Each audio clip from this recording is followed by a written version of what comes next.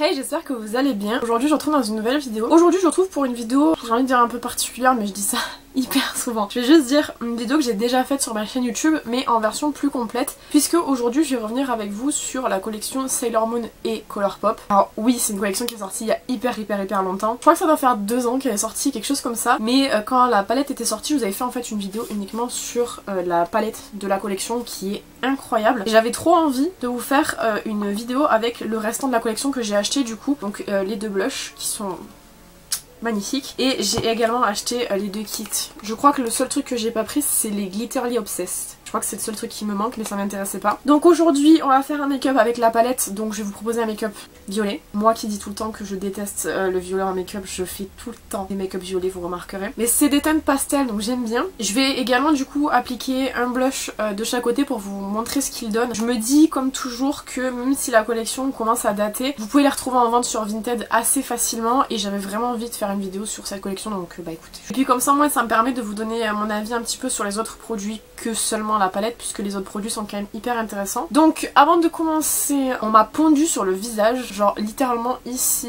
J'ai je ne peux pas exprimer ce que c'est mais ça me fait hyper mal. Donc comme je vais venir le couvrir avec des produits et tout, mais genre vraiment quelqu'un a fait un truc, je sais pas. Je pense que quelqu'un me jette un mauvais sort depuis quelques temps. Bref, j'espère que cette petite vidéo vous plaira et je vous laisse avec la suite. Une fois n'est pas coutume, on va revenir mettre le serre-tête peau. Franchement, je l'aime trop, j'ai envie d'acheter d'autres. Je les trouve vraiment adorables. J'ai coupé mes mèches aussi là, je pense que vous voyez, elles sont un peu... J'en avais vraiment marre comme de mes mèches, je n'en peux plus, je ne sais qu'en faire. Bon là on est l'après-midi, hein, il est 13h20, 13h16 précisément, donc j'ai fait mes soins déjà, c'est pour ça que j'ai la peau qui brille un petit peu. D'ailleurs je vais vous zoomer, vous êtes un peu loin, attends, rapprochez-vous. Ah là vous êtes mieux non? Donc je vais commencer par une base tout simplement, donc je vais venir prendre la The Perfector Poreless Blur Primer de chez Catrice, je crois. En train de faire mes montages en même temps, vous vous doutez bien, genre je vais pas tout monter à la dernière minute. Je crois, il me semble que cette base c'est celle que j'utilise ces derniers temps tout le temps, parce que il me semble que là dans la vidéo que je suis en train de monter, je l'ai utilisée aussi. Ça fait un peu beaucoup mais tant pis, je l'aime bien, j'ai pas envie de changer. Je vais en appliquer sur le dos de ma main, je vais venir en appliquer sur le visage un petit peu partout. Je suis sûre que quelque chose vous a tapé à l'œil, c'est ces merveilleuses boucles d'oreilles rondoudou. Je suis persuadée que vous êtes dit en les voyant, elles sont vraiment incroyables. Vous avez raison, elles sont incroyables. Moi qui les ai fait, je les ai fait hier celles-là, parce que j'avais déjà proposé à la vente en fait des modèles rondoudou comme ça, sauf que j'avais pas pu m'en faire pour moi et donc du coup tout est parti et je n'en avais pas eu. Là du coup je les ai faites pour moi. Je suis archi contente parce qu'elles sont vraiment trop mignonnes. Et bah si ça vous intéresse, je vous invite à me suivre sur Instagram. Je vous partage très souvent quand je fais des nouveaux modèles de boucles d'oreilles. Voilà, donc rondoudou, à l'heure où je filme cette vidéo, il me reste un modèle à vendre. Vous la verrez, je sais pas si ce sera encore dispo. J'ai également Bulbizarre, Evoli, j'ai Pikachu et j'ai des modèles de Noël aussi. Voilà, c'était l'instant promo. Auto-promo finalement. Je me fais de la promotion toute seule, c'est très bien. Petite mandarine. Pour le fond de teint, je viens prendre le Super Stay Active Wear de chez Maybelline. Pareil, dans la vidéo que je suis en train de monter aujourd'hui, j'ai utilisé celui-là la dernière fois. À mon avis, je pense que c'est un de ceux que je vais le plus utiliser ce mois-ci parce que pour le coup, il est hyper bien, il est pas assez matifiant en fait, enfin ça dépend des moments, des fois il est assez matifiant si ma peau a décidé d'être un peu normale, mais la plupart du temps il est pas assez. Je viens mettre 4 pompes on va dire, je viendrai rajouter si besoin. Il me reste qu'un seul pinceau, faut que j'aille laver après parce que j'en ai besoin demain. Donc je prends un pinceau comme ça, je vais venir appliquer au pinceau et je viendrai estomper à l'éponge pour unifier un petit peu le tout.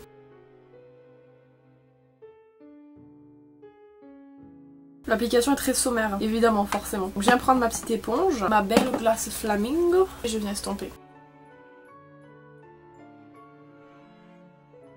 Je vais reprendre un petit peu de matière sur mon éponge pour rajouter aux endroits où j'ai plus de rougeur, notamment en fait sur les... là, voilà. Le résultat du make-up avec l'éponge c'est tellement naturel, mais par contre pour l'application directe sur le visage, je trouve que le fond de teint c'est mieux avec le pinceau parce qu'en fait c'est plus rapide, genre avec l'éponge c'est tellement long et en plus de ça ça en fout partout, ça boit beaucoup de produits aussi, donc c'est pour ça que moi je viens toujours en fait faire juste une retouche sur un fond de teint déjà appliqué pour utiliser l'éponge. Je vais y arriver. Je vais nettoyer du coup ma plaque avec une petite lingette, j'ai un petit excédent quand même, donc 4 pompes c'est peut-être un peu trop, j'aurais dit 3. Pour l'anti-cerne je viens prendre le Infame More Than Concealer. Alors je sais que je vous ai dit dans une vidéo que j'en avais d'autres à tester, que Chanez m'avait envoyé, c'est le cas, j'ai pas menti, j'en ai d'autres autres, sauf qu'en fait le truc c'est que j'ai rangé assez sommairement ce que m'a envoyé Chanez. J'ai fait des petites trousses pour faire des make-up nouveautés. Notamment elle m'a envoyé donc le Can't Stop Won't Stop, je l'ai déjà testé par contre mais la teinte elle est trop foncée. Donc je le garderai pour cet été. J'ai fait des trousses avec le Wet n Wild par exemple, je l'ai mis en test avec le fond de teint donc du coup j'ai pas trop envie de l'enlever. Les autres pareil j'ai fait des trousses complètes donc comme j'ai 6 trousses de prêtes, ça fait 6 anti-cernes. Donc pour l'instant j'utilise celui-là en plus il est bientôt fini donc je vais être obligée de me tester les autres rapidement. Mais je crois que demain sur mon planning il y a un full test nouveauté donc ça tombe bien.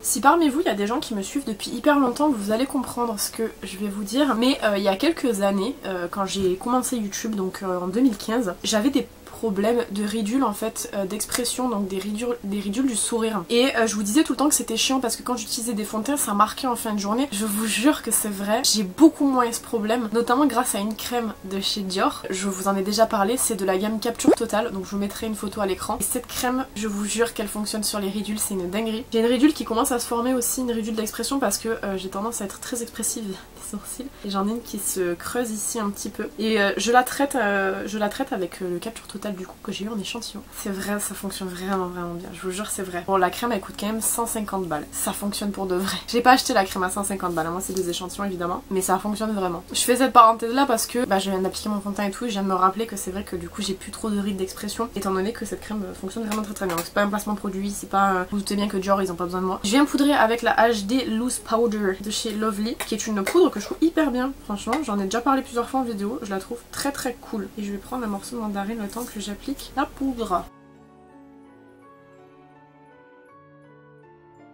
Et je viens prendre un énorme pinceau pour venir balayer. C'est un pinceau, c'est Beauty Bay que m'a envoyé Chanez, elle m'a envoyé un kit de pinceaux. Il est trop doux, j'aime trop, franchement.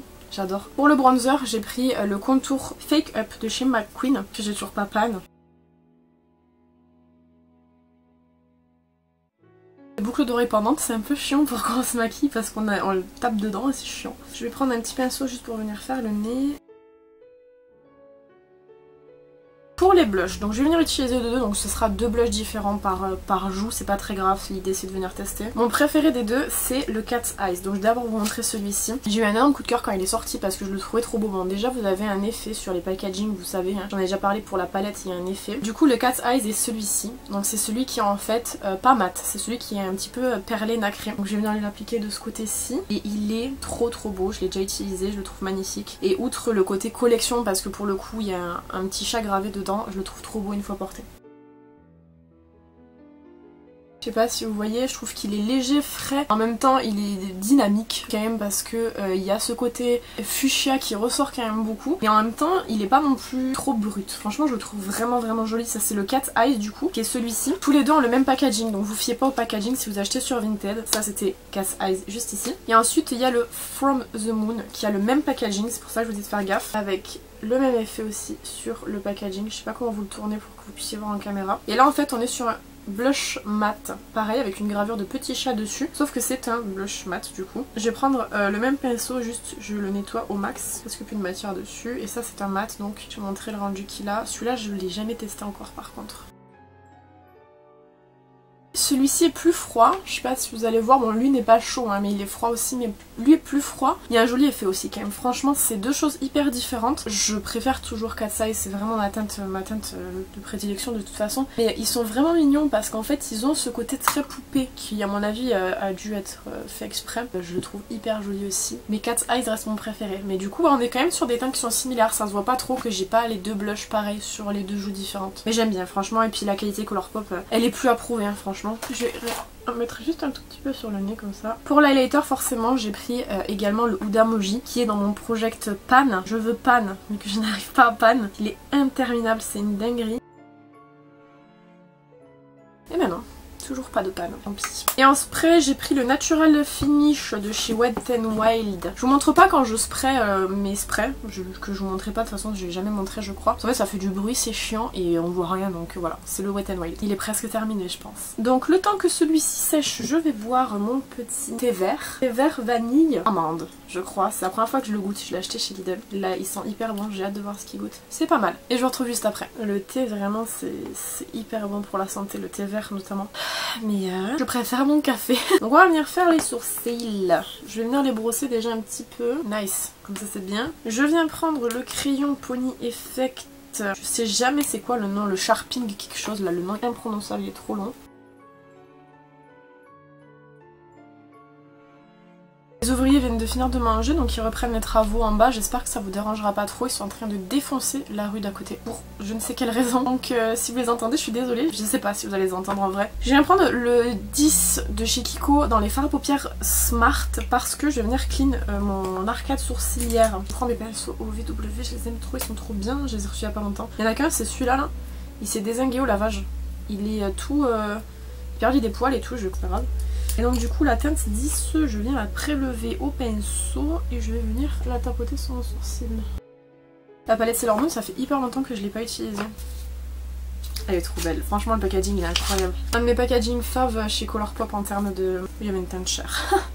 Elle est comme ça. Dans le make-up que je vous avais fait, il me semble qu'on avait fait avec celle-là, celle-là et celle-là je crois. Aujourd'hui on va être dans un truc plus soft, on va être ici, ici... Et peut-être ici pour le creux de paupière pour commencer. Donc ces trois teintes là je pense. Je sais pas, on va construire mais ces trois teintes c'est sûr et sûrement celui-là en point lumineux. Mais on va être sur du violet parce que j'ai envie de violet. On va venir appliquer de la base. D'habitude j'applique pas de base mais j'ai mon pinceau OVW là que je trouve incroyable pour appliquer la base. Donc je vais venir l'utiliser. Je prends la base Héloïse mais vous n'avez pas besoin de base pour ce genre de palette. Enfin c'est pas obligatoire. Je reste sur la paupière mobile avec la base. Et je viens prendre une petite éponge comme ça pour tapoter. Voilà. Les palettes d'avant de chez Colourpop n'avaient pas de miroir. Donc la Sailor Moon fait partie des palettes qui n'avaient pas de miroir. C'est dommage, maintenant ils les proposent avec miroir toutes leurs palettes. Donc c'est vrai que moi j'aurais bien aimé qu'ils intègrent ça avant. Mais tant pis, du coup c'est pas grave. Donc je viens prendre la teinte Moon Castle, qui est en fait un neutre assez froid, un neutre rosé, que je viens appliquer en creux de paupière juste pour faire un creux de paupière pour commencer. Après je viendrai avec le violet, donc bon. Et ensuite je viens estomper, donc je prends un pinceau, il n'y a rien dessus et je vais venir juste estomper un petit peu. Ça s'estompe très très bien Colourpop. Voilà ce que ça donne. C'est mignon je trouve. Ensuite je viens prendre la teinte Miracle Romance qui est le violet dont je vous parlais tout à l'heure et je vais venir juste sur la fin de la paupière. D'ailleurs j'ai pris un pinceau un peu trop fin, c'est trop grand, trop long à faire. C'est du pastel donc on va pas avoir trop d'intensité évidemment. Vous connaissez à force, je vous ai fait tout un speech sur les pastels dans la mini-série sur W7, W7. Et je reprends le pinceau avec le rose pour estomper un petit peu. Je viens prendre la teinte. J'ai pas les refs, j'ai jamais vu Sailor Moon. Luna, si Luna, je sais que c'est le chat. Donc je viens prendre la teinte Luna et je vais venir l'appliquer là où il n'y a rien. La teinte est vraiment belle. Je viens reprendre la teinte d'avant, là, le violet mat, pour venir du coup refaire ce que j'avais fait en fin de forme. Je reprends le rose pareil pour revenir aux endroits. J'aime bien, je trouve ça mignon, je sais pas ce que vous en pensez. Un pinceau sans matière juste pour revenir flouter un petit peu les bords, je trouve ça mignon. Je viens prendre la teinte Silver Millennium et je vais venir en déposer si je peux en coin interne. C'est une matière qui est assez crème, donc je suis pas sûre que ça prélève très bien. Ouais, ça prélève mal. Non, bon je vais prendre au doigt, écoutez. Au doigt ça se prélève bien, hein. Y a pas de souci, mais pour le mettre c'est chiant. C'est joli, j'aime bien. Ouais, c'est pas précis. Pour le dessous, du coup, je viens me prendre la teinte violette Miracle Romance. Je vais en mettre en dessous. En dessous, il n'y a pas de base, donc vous voyez que c'est quand même très pigmenté, même sans base. Et je viens prendre Moon Castle pour venir estomper. Ah, je trouve ça hyper mignon. J'ai juste de reprendre un petit peu la teinte violette pour venir faire un petit raccord quand même dans l'angle. C'est trop chou. Donc pour la palette, c'est bon. J'aime bien le rendu qu'on a là. Le crayon pour les yeux. Que va-t-on prendre? Ah, j'aime bien ceux de chez Andayane que m'a envoyé Chanaise. Donc je vais en mettre un comme ça, vous allez pouvoir voir ce que ça donne. C'est la référence 10, je crois. C'est les Waterproof Crème Gel Liner qui sont comme ça. C'est les dupes des Colourpop d'ailleurs, il me semble. Donc je vais le mettre et je vais vous montrer ce que ça donne. Pareil, je me rapproche quand j'en mets, donc vous voyez pas, mais vous allez voir le résultat après. Je les trouve hyper sympa. La couleur en plus, elle va bien avec le make-up du jour. Pour le mascara, je prends toujours le même, le Orgasmic de chez Martin Cosmetics. Toujours pareil, je le trouve très bien. Donc bah c'est celui que je vais venir utiliser.